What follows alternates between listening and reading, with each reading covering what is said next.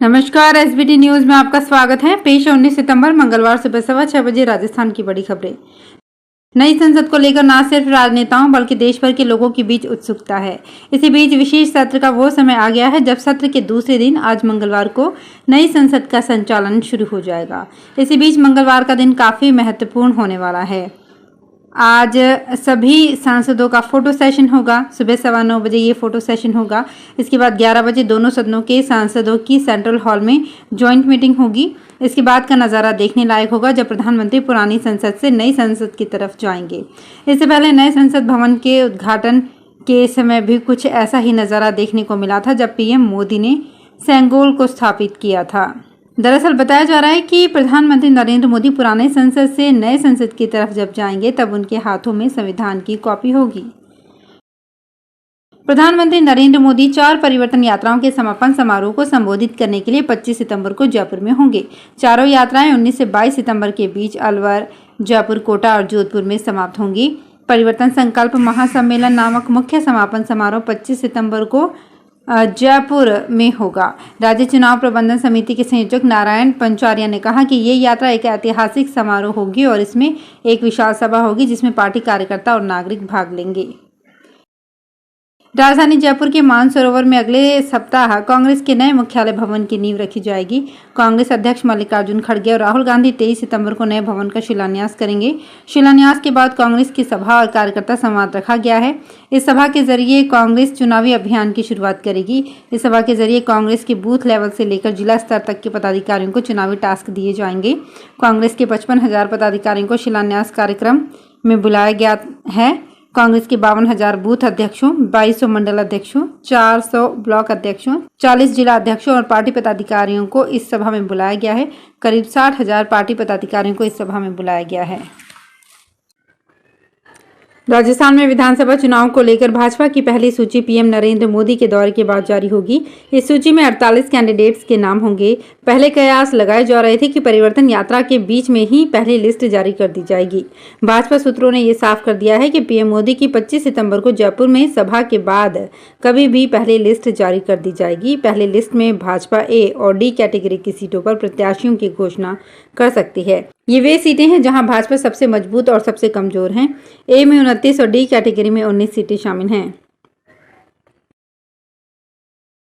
जयपुर में गणेश चतुर्थी पर्व पर आज मंगलवार को छुट्टी रहेगी। कलेक्टर प्रकाश राज पुरोहित ने इसके आदेश जारी कर दिए हैं। इस साल कलेक्टर पावर का ये दूसरा अवकाश है। इससे पहले शीतला अष्टमी के दिन भी कलेक्टर ने अपने अधिकारों का प्रयोग करते हुए स्थानीय अवकाश जारी किया था। वहीं इस अवसर पर मोती डूंगरी गणेश मंदिर पर मेले का आयोजन किया जाएगा। ईस्टर्न कैनल परियोजना के मुद्दे पर केंद्र सरकार और भाजपा को घेरने के लिए अब मुख्यमंत्री अशोक गहलोत खुद चुनावी रण में उतर रहे हैं। मुख्यमंत्री अशोक गहलोत के नेतृत्व में सत्तारूढ़ कांग्रेस 25 से 29 सितंबर तक पूर्वी राजस्थान की 13 जिलों में यात्रा निकालेगी। यात्रा को जन आशीर्वाद का नाम दिया गया है। इसे लेकर रविवार को कांग्रेस वर्किंग कमेटी की बैठक में प्रदेश कांग्रेस के अध्यक्ष गोविंद सिंह डोटासरा ने शीर्ष नेताओं के समक्ष प्रेजेंटेशन भी दिया। सुप्रीम कोर्ट ने सोमवार यानी 18 सितंबर को कहा कि हम न्यूज़ चैनल्स की निगरानी करने वाले सेल्फ रेगुलेटरी मैकेनिज्म को सख्त करना चाहते हैं। कोर्ट ने news broadcasters and digital association को नई गाइडलाइन लाने के लिए और 4 सप्ताह का समय दिया है। दरअसल एनबीडीए ने कहा कि हम नई गाइडलाइंस तैयार करने के लिए अपने मौजूदा अध्यक्ष जस्टिस ए.के. सीकरी और पूर्व अध्यक्ष आर.वी. रविंद्रन के साथ चर्चा कर रहे हैं। इसके जवाब में CJI D Y. Chandrachud, justice J B. Pardiwala और जस्टिस मनोज मिश्रा की बेंच ने ये बात कही। दिल्ली उच्च न्यायालय ने सोमवार को असावधानीपूर्वक गलत तस्वीरें अपलोड करने के आवेदन पत्र में गलत हस्ताक्षर के कारण सिविल सेवा परीक्षा के लिए एक अभ्यर्थी की उम्मीदवारी रद्द करने के संघ लोक सेवा आयोग के फैसले को बरकरार रखा है। अभ्यर्थी ने प्रारंभिक परीक्षा उत्तीर्ण कर ली थी, लेकिन उसने गलती से अपने भाई की फोटो और हस्ताक्षर अपलोड कर दिए। उन्होंने केंद्र प्रशासनिक न्यायाधिकरण के समक्ष रद्दीकरण को चुनौती दी और मुख्य परीक्षा में उपस्थित होने की अनुमति मांगी, लेकिन उनकी याचिका खारिज कर दी गई। कोटा में चंबल नदी के ऊपरी क्षेत्र में लगातार तीसरे दिन सोमवार को भी भारी बारिश का दौर जारी रहा। इससे चंबल के चारों बांधों में पानी की जबरदस्त आवक हो रही है। सोमवार शाम को कोटा बैराज के 10 गेट खोलकर 1,45,000 क्यूसेक पानी की निकासी शुरू कर दी है।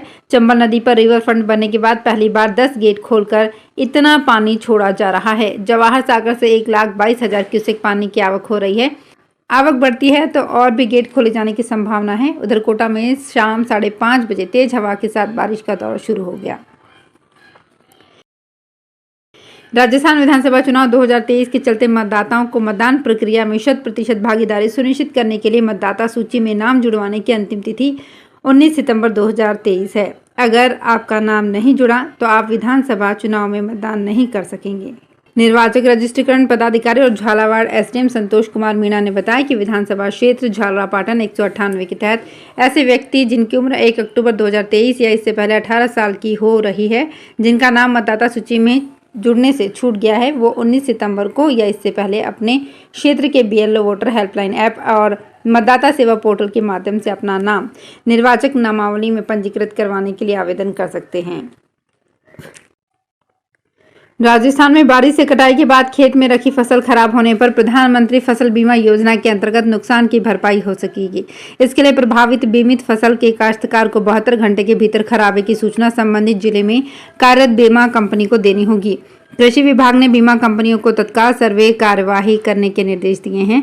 राजस्थान के कृषि मंत्री लालचंद कटारिया ने बताया कि राज्य में कुछ स्थानों पर बारिश के चलते खरीफ की फसलों में नुकसान होने की आशंका है। इसरो के सूर्य मिशन आदित्य एल प्रथम ने साइंटिफिक डेटा कलेक्ट करना शुरू कर दिया है। इसरो ने सोमवार को बताया कि स्पेस क्राफ्ट पर लगे suprathermal and energetic particle spectrometer को 10 सितंबर को पृथ्वी से 50,000 किलोमीटर दूर एक्टिवेट किया गया था। डेटा की मदद से सूर्य पर उठने वाले तूफान और अंतरिक्ष के मौसम के बारे में जानकारी मिलेगी। STEPS instrument Aditya solar wind particle experiment यानी कि ASPEX पेलोड का हिस्सा है। STEPS में 6 सेंसर लगे हैं। हर एक सेंसर अलग अलग दिशाओं में निरीक्षण करता है और फर्स्ट MEV से अधिक के इलेक्ट्रॉन्स के अलावा 20 keV न्यूक्लियॉन्स से लेकर 5 MeV न्यूक्लियॉन्स तक के सुप्रा थर्मल और एनर्जेटिक आयंस को मापता है। हिमाचल प्रदेश के अधिक ऊंचाई वाले क्षेत्रों में ताजा हिमपात दर्ज किया गया है। आज सुबह लाहौल स्पीति और लेह को जोड़ने वाले बारालाचा में हल्की बर्फबारी हुई। क्षेत्र में ये सीजन की पहली बर्फबारी है। राहत की बात यह है कि ताजा हिमपात के बाद मनाली लेह सड़क पर अभी यातायात प्रभावित नहीं हुआ। ऊंची चोटियों पर बर्फबारी व अन्य क्षेत्रों में 2 दिन से हो रही बारिश के बाद तापमान में हल्की गिरावट दर्ज की गई है। आज भी अधिक ऊंचाई वाले इलाकों में हल्का हिमपात और अन्य क्षेत्रों में हल्की बारिश हो सकती है। टोंक जिले में गणेश चतुर्थी पर्व आज मंगलवार को मनाया जाएगा। शहर से लेकर ग्रामीण क्षेत्र तक लोग तैयारी में जुटे हुए हैं। मंदिरों से लेकर बाजारों में जोर शोर से तैयारियां चल रही है। मंदिरों में साफ सफाई, रंग रोगन और सजावट आदि का काम अंतिम चरणों में तो है ही, वहीं बाजार भी शुद्ध मिट्टी से निर्मित गणेश प्रतिमाओं से सज गए हैं। गणेश चतुर्थी पर घर घर सहित मंदिरों में गणेश स्थापना की जाएगी। राजस्थान भाजपा प्रदेश अध्यक्ष CP जोशी के निर्देशानुसार मोर्चा प्रदेश अध्यक्ष रक्षा भंडारी ने घोषित की कार्यकारिणी में उदयपुर की पिंकी मांडावत के अलावा किसी को जगह नहीं मिली है। यही नहीं, उदयपुर संभाग के उदयपुर, राजसमंद, भीलवाड़ा और सोलंबर जिले से भी किसी को शामिल नहीं किया गया है।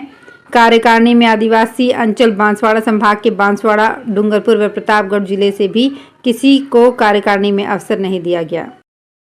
तो फिलहाल इस बुलेटिन में इतना ही। फिर हाजिर होंगे कुछ और बड़ी खबरों के साथ।